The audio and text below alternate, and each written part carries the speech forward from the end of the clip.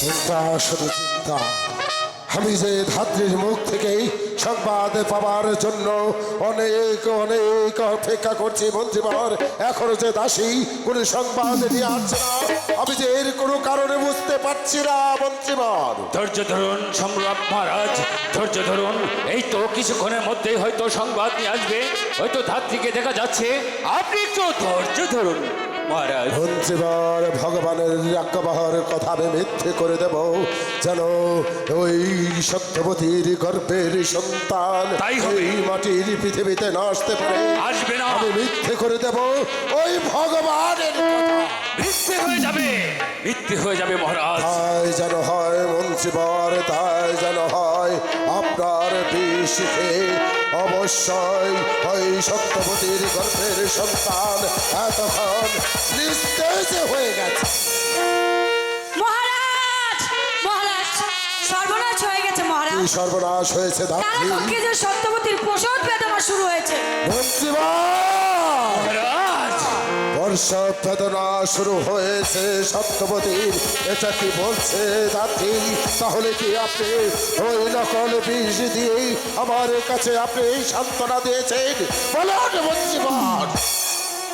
মহারাজ, হয়তো বা বিষে কোনো কাজ করেনি, বা দাত্রীও ভুল করে সংবাদ নিয়ে আসতে পারে। যাও ধাত্রী, এই মুহূর্তে তুমি আবার ছুটে যাবে, সেখানে যে দেখবেই ওই সত্যবতীর গর্ভের সন্তান জীবিত প্রসব করে না মৃত সন্তান।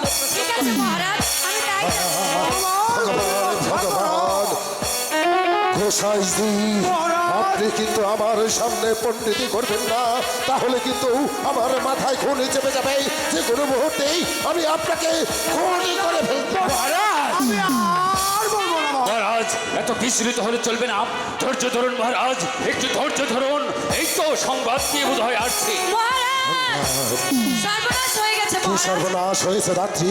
সত্যবতী কারাকক্ষে ছেলে সন্তান প্রসব করে।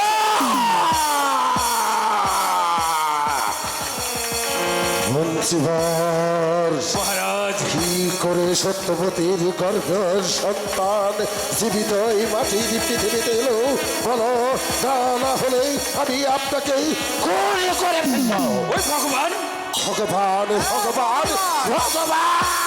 হ্যাঁ মহারাজ, আমি বলছিলাম কি, সত্যবতীর গর্ভের সন্তান যখন জন্ম নিয়েছে, তাহলে আছে, রাস্তা আছে মহারাজ। রাস্তা আছে, ঠিক আছে, কাউকে কোনো কিছু বলতে হবে না। যা বলার আমি রাজা রণজিৎ সিংহই বলবো। শোনো ধাত্রী, এই মুহূর্তে তুমি ছুটে যাবে সেই অন্ধকার কারাকক্ষে, সত্যবতীর কুল থেকেই তার সন্তানটিকে কেড়ে নিয়ে ওই সাগরে চলে ভাসিয়ে দেবে।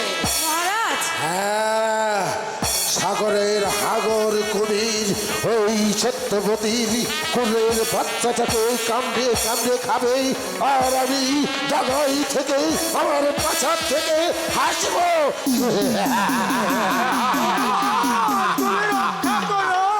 গোসাইজি, যাও ধাত্রী, এই মুহূর্তে আমার কাজ করো। আরেকটি কথা আমি আপনাকে বলে যাচ্ছি, বলুন মহারাজ। ওই সত্যবতীকে নিয়ে যাবে ওই অরণ্য জঙ্গলে, সেই জঙ্গলের মাঝে দিয়ে তাকে বনবাসে দিয়ে আসবে। বনের হিংস্র জানোয়ারে তাকে ছিঁড়ে ছিঁড়ে খাবে। এটা হচ্ছে রাজা রণজিৎ সিংহের আদেশ। ভগবান, ভগবান যাকে বাঁচিয়ে রাখে, কোনো মানুষের কি সাধ্য আছে তাকে মারে? পারবে না, পারবে না নরোত্তম গোসাই।